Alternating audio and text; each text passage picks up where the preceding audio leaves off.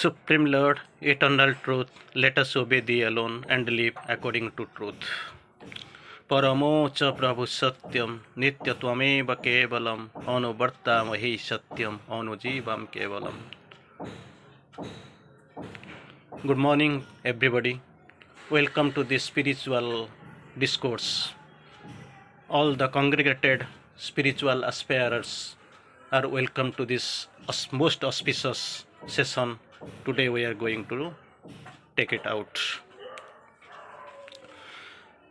On this auspicious occasion, we are going to take a short discussion on mother's invocation to different gods, Vedic gods. We will have a short and brief discussion on the mother's invocation. First, we have to take the invocation to the Agni. It was offered by the mother on September 30th, 1914. O splendid Agni, thou who art so living within me. It is an invocation. Who are so living within me, but we are not capable of seeing how this Agni is there. Psychic fire. I call thee, I invoke thee. Just simply, she is the divine mother. She is actually doing the invocation. She is invocating, and she is teaching us how we can be able to invoke. We have to follow her. I call thee, I invoke thee, that thou mayst be more living still, that thy brazier may become more immense, thy flames higher and more powerful. That is the entire being may now be only an ardent burning and a purifying fire. Just imagine the psychic being, the soul, the flame of the absolute, the spark of the absolute. It is lying well in between us. That is in the form of the psychic being. Now itself it is passive. It has come out to gain the experience and progress and develop. But now itself it has been shrouded. It has been obscured by the mind and life and body. So there is an invocation mother does and teaches us, so that we can call, and we can actually try to awaken and bring the psychic being to fore, so that this process of transformation can take place. In Savitri, I can remember one line: a fire that seemed the body of a god. Then second invocation we are going to for invocation to the Indra. Mother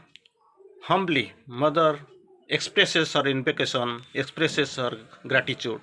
O Indra, I venerate and admire thee.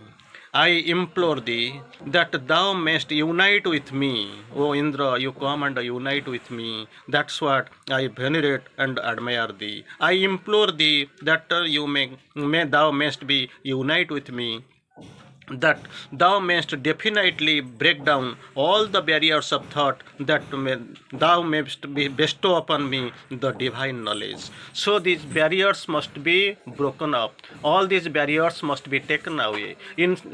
By removing the barriers, this divine knowledge will come into me, and it will pour like anything, like the sea and that flow, that current of the sea. It is actually come into us. It will pour inside me.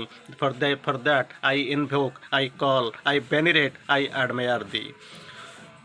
This was done in the 30th September 1914, and we can give a single word: that must be reached, from which all knowledge comes.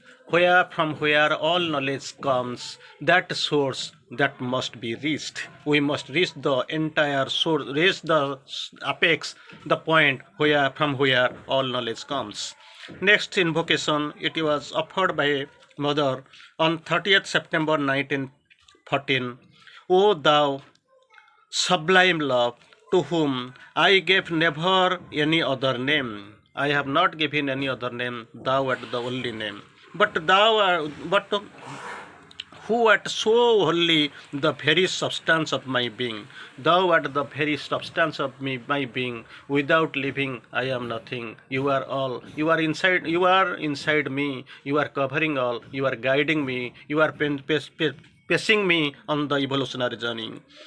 Thou whom I feel vibrant and alive in the least of my atoms, even as in the infinity universe and beyond. You are here in the little molecule of my life, in all the cells, tissues, and nerves, in everywhere in me. And this infinity universe, that is actually infinity for us, we can't stare at this entire universe. You are there, and the beyond in the transcendent plane also thou art there, O sublime love. I have never given you now any name, so thou art wholly the substance of my being. I feel vibrant, alive with thy touch, so please come and bless me. You are present inside my cells and tissues in nerves. You are in the universe. You are in the transcendent beyond.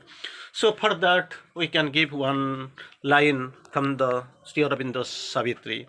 I have found the deep unchanging soul of love. I have found the deep unchanging soul of love. Then we are going for another invocation. Thou who breathed in every breath, moved in the heart of all activities, breathed in every breath, moved in the heart of all activities, art radiant through all, and all that is goodwill, and hidden behind all suffering, behind all suffering, behind all goodness, behind all heart's activities, and behind every breath, only thou and only thou. Thou art only, and not none else. Thou, for whom I cherish a cult without limit. All the cults are limited, it is confined. Cults and creeds, they organize the living death, they are bounded. But actually for that mother speaks, to whom I cherish a cult without limit, which grows for evermore intense. Permit that I may with more and more reason feel that I am thyself I am thyself wholly. Entirely I am thyself. You are in me. Thou art every breath, every goodness, every activities of the heart, every hidden suffering. In all I can touch you, I can feel you, and you come. I permit me that more and more reasons that I may feel I am thyself wholly. I can feel that I am thyself wholly. You are inside me. You are guiding me. That is the thing. And in Savitri, to conclude in one line, very good line in Savitri, relating almost parallel. My God is love and sweetly suffers all. My God is love and sweetly suffers all. Times over his own path. My God is love and sweetly suffers all. Then another invocation we are going to do in the Mother's Word. We are taking from the Mother's Word. That invocation to Mitra.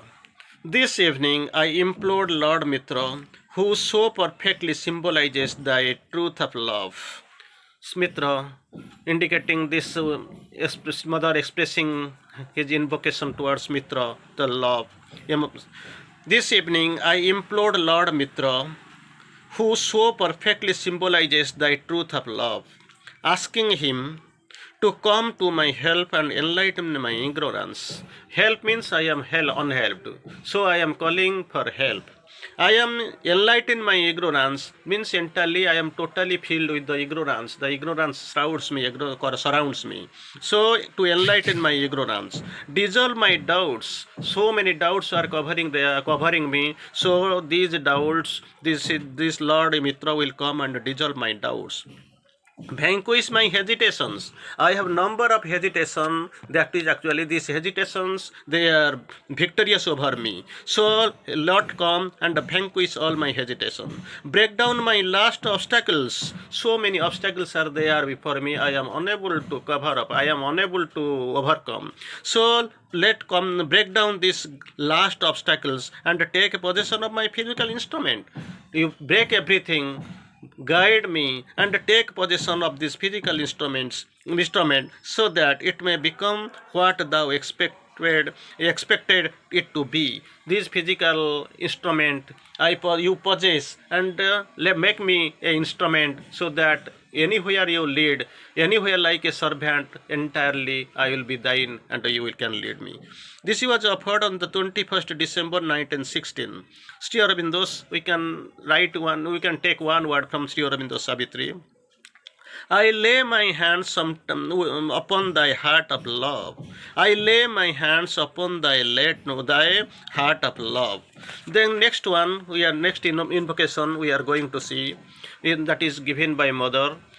O Lord, I would like to be so ardent a love that all the loneliness may be filled up by it, and all sorrows soothed. I have my loneliness, your love, your ardent love that should fill my loneliness, fill up my sorrows, and this loneliness may be filled up, and all the sorrows may be soothed. Grant my prayer, that prayer I am doing at thy golden feet, at thy lotus feet. Grant my prayer, transfer me into the brazier of pure love and boundless compassion. Into the brazier of your pure love and boundless compassion, grant my prayer and transfer me into the supreme apex. So from Savitri we can take one word: a breeze, a light, a flame, pure power, a flame white love, caught all into an immense soul's embrace. Then miracle is made the common rule, and a lonely thought becomes omnipotent. Next invocation: O love, divine love, thou fillest my whole being and overflowest on every side. You have filled me, and things are overflowing. I am thyself, even as thou art I. So we are interrelated. There is no difference between me and you. And I see thee in each being. In each being I can see thy presence. Thou art only present there. And everything, and from soft breeze of the passing breeze to the glorious sun, wherever you go, from the top to bottom, from softness to hardness, from smoothness to the glorious sun, I can see everywhere in you, which gives us light and is a symbol of thee. The sun is a symbol of thee. It gives light, that is your cause. The light from the sun from which we kindle all our suns. And Savitri, Mother speaks another term. Love is a bright link twixt earth and heaven. Love is the far transcendent angel here.